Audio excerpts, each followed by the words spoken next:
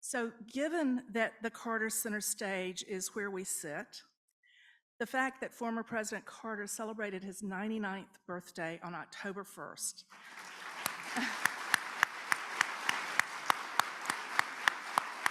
I want us to begin the conversation by asking Heather how she assesses both his presidency and his lengthy post-presidency. So a small question to start.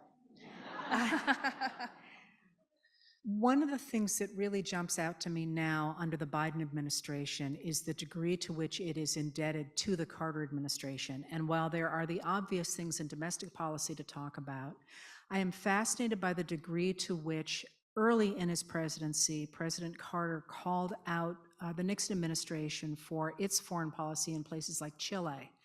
And one of the things that Carter said early on, showcased early on, was the idea that foreign policy must rest in human rights.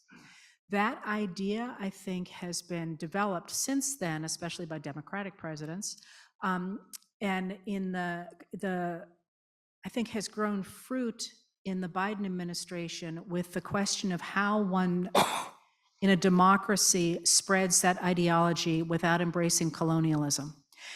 That's a hard question, right? It's an intellectual problem. How do you both spread democracy and make sure you're not spreading colonialism? And the idea of having a foreign policy that rests in regionalism, regional places where everybody has a seat at the table, everybody who's involved has a seat at the table, that focuses primarily on human rights, strikes me as being today's flowering of the Carter administration's focus on human rights in foreign policy. So that was a long way to answer what is fascinating me right now as I'm working my way through the Carter papers in foreign affairs. But I think that if historians write the history of this period, and they might,